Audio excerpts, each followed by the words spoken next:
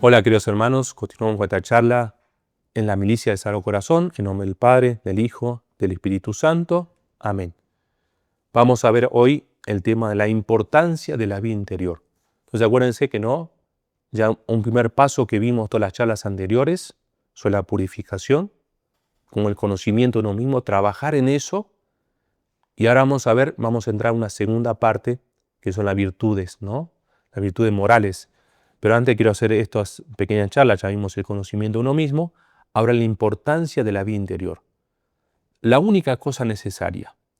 La vida interior, como cualquiera lo puede fácilmente comprender, es una forma elevada de la conversación íntima que cada uno tiene consigo mismo, en cuanto se concentra en sí, aunque sea un medio del tumulto de las calles de una gran ciudad.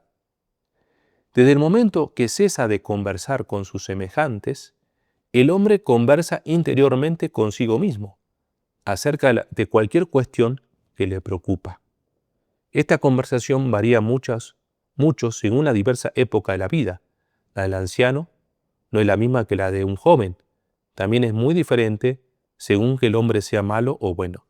Entonces acá, es decir, estamos viendo, ¿no?, la vida interior, los primeros pasos, una conversación primero con uno mismo, ¿no? Después vamos a ver esa conversación con Dios, pero por eso aún a ese hombre le cuesta quedarse solo, ¿no?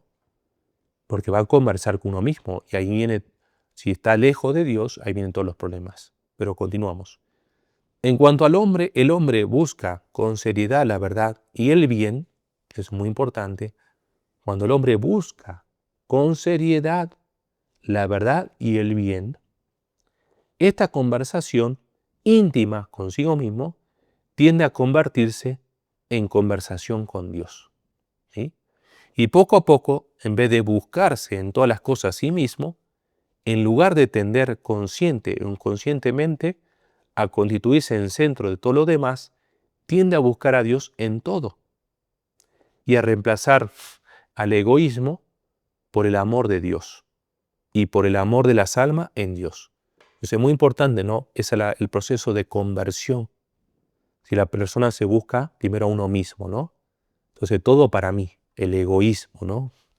Hasta mi matrimonio, mis hijos, mis amigos, el trabajo, todo me tiene que satisfacer a mí. Pero ya empiezo a salir, ¿no? Y empiezo a buscar a Dios a través, ¿por qué? Porque hay un vacío, ¿sí? Entonces me empieza a ver qué es la verdad, qué es el bien, qué es el amor. Entonces empiezo a hablar con Dios. Se diría que muchos piensan así. En fin de cuentas, basta con que yo me salve y no es necesario ser un santo. Que no sea necesario ser un santo que haga milagros y cuya santidad sea oficialmente reconocida por la Iglesia, cierto, pero para ir al cielo preciso es emprender el camino de la salvación. Y este no es otro que el camino mismo de la santidad. En el cielo no habrá sino santos, ya sea que estos hayan entrado allá inmediatamente después de su muerte, o ya que hayan tenido necesidad antes de ser purificados en el purgatorio. Ninguno entra en el cielo que no posea aquella santidad que consiste en estar puro y limpio de toda falta. Todo pecado aun venial debe ser borrado y la pena merecida por el pecado ha de ser expiada o perdonada. Antes que un alma goce eternamente la visión de Dios, lo vea como Él se ve o lo ame como se ama a Él. Si un alma entrase en el cielo antes de la remisión total de sus pecados, no podría permanecer allí y espontáneamente se precipitaría en el purgatorio para ser purificada. Entonces, por eso, la única cosa necesaria es la vida interior. Aún dice, no, yo, por lo menos lo último, ¿no? Es decir, entro en el último vagón, por ejemplo, del purgatorio, ¿no? No hay que tomarlo en chiste, ¿no? Sino que es algo muy fuerte, ¿sí? Porque las almas del purgatorio también sufren mucho, ¿sí?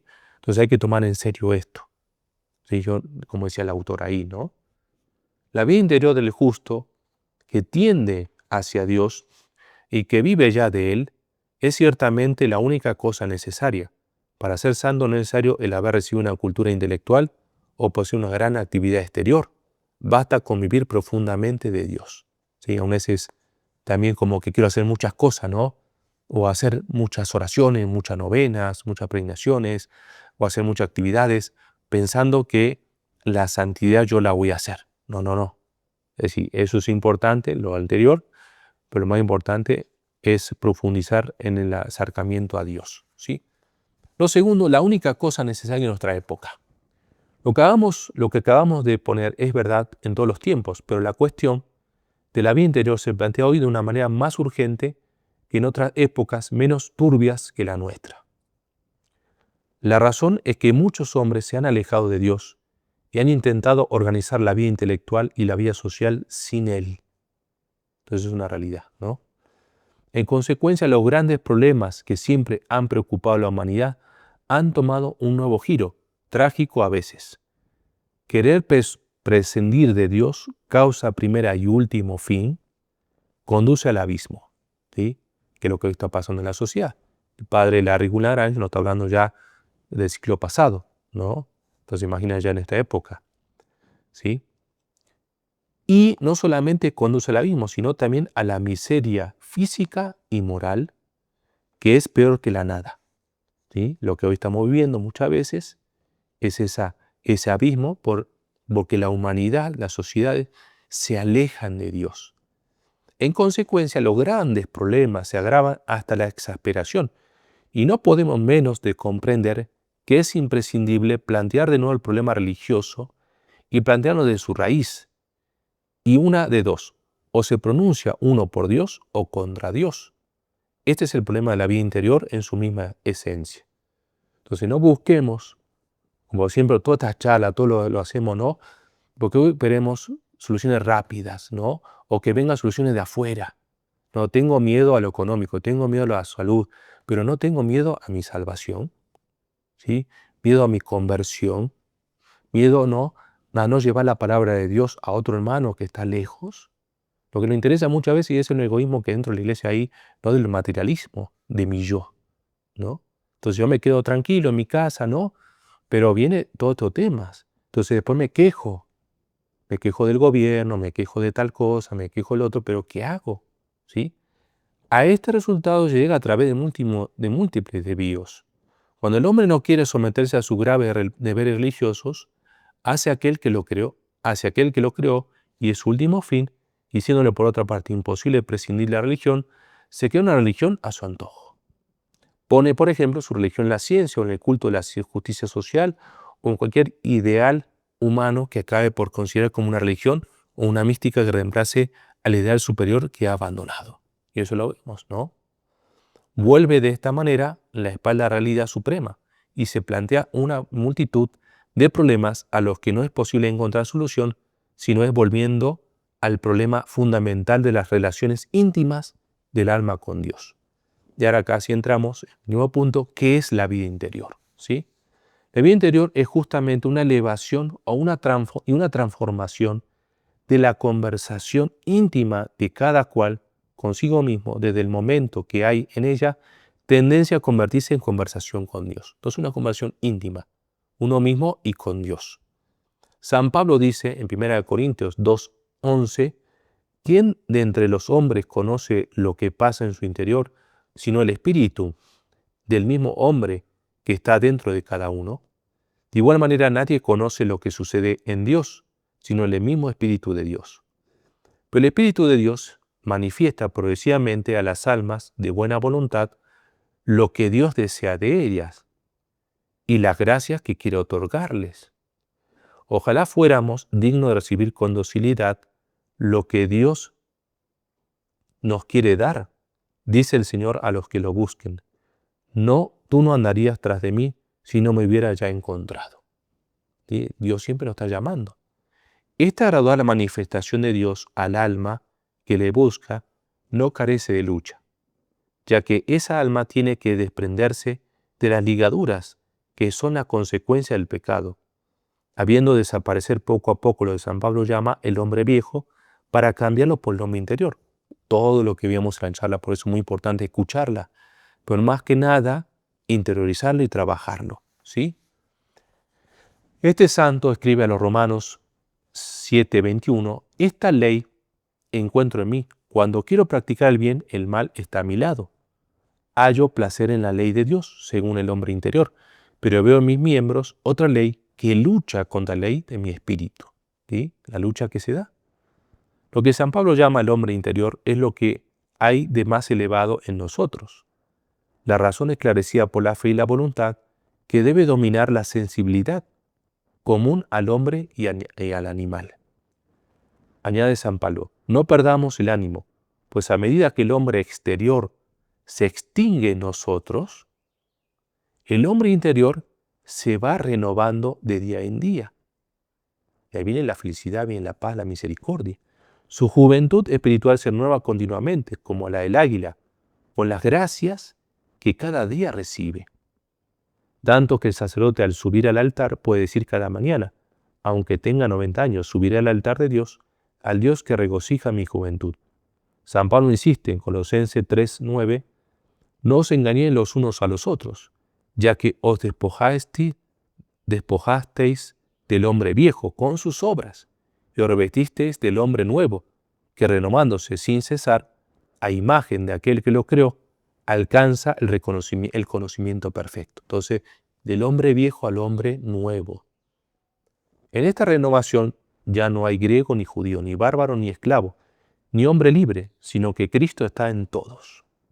El hombre interior se renueva sin cesar a imagen de Dios que no envejece. La vida de Dios está sobre lo pasado, lo presente y lo porvenir. Solo está medida por el único instante en la inmoble eternidad. De igual manera, Jesucristo resucitado no muere ya y permanece una eterna juventud, y nos vivifica con sus gracias, siempre renovadas, para asemejarnos a Él. Esta es la vida interior, en toda su profundidad, la que constantemente aspira a la contemplación de los misterios de Dios y de ellos se nutre en una unión cada día más íntima con Él. Esa vida comprende una fase en la que domina la purificación, lo que hicimos, ¿no? Tratamos de hacer las charlas. Otra, de iluminación progresiva, que es la que se va a tratar de hacer un poco, no todo, con las charlas sobre las virtudes. En vista a la unión con Dios, como nos enseña toda la tradición, que ha distinguido así la vía purgativa o purificativa de los incipientes, la vía iluminativa de los adelantados y la vía unitiva de los perfectos. La vida interior pasa así a ser cada vez más una conversación con Dios, en la que poco a poco el hombre se desprende del egoísmo, del amor propio, de la sensualidad, del orgullo, y en la que por la frecuente oración pide al Señor las gracias siempre renovadas de que se vea necesitado. Entonces no es que se va a desprender de la familia, de mis seres que no. Cada vez que voy hablando a Dios, ese amor va cambiando en mí y en mis seres queridos. De esta suerte comienza el hombre a conocer experimentalmente no ya solo la parte inferior de sí mismo, sino la porción más elevada. Sobre todo comienza a conocer a Dios de una manera vital, a tener experiencia de las cosas de Dios. Poco a poco, el pensamiento de nuestro propio yo, hacia el cual hacemos convergir todas las cosas, cede el lugar al pensamiento habitual de Dios. Eso es lo que tenemos que ir tratando. Y del mismo modo, el amor egoísta de nosotros mismos y de los que hay en nosotros, de menos noble, se transforma progresivamente en amor de Dios y de las almas. La vida interior es, pues, sobre todo en un alma en estado de gracia, vida de humildad, de abnegación, de fe, de esperanza y caridad, con la paz que procura la subordinación progresiva de nuestro sentimiento y nuestra voluntad al amor de Dios que será el objeto de nuestra beatitud. ¿Sí? Para llevar vida interior no basta, pues, prodigarse mucho en el apostolado exterior. Tampoco bastaría poseer una cultura teológica. Ni siquiera es esto necesario. Un principiante generoso, que posea verdadero espíritu de abnegación y de oración, posea verdadera vida interior, que debe desarrollarse más y más. Entonces, bueno, queridos, ahí tenemos la importancia de la vida interior. Si no tenemos vida interior, como decía, no va a ser muy difícil progresar en el amor. En el nombre del Padre, del Hijo, del Espíritu Santo. Amén.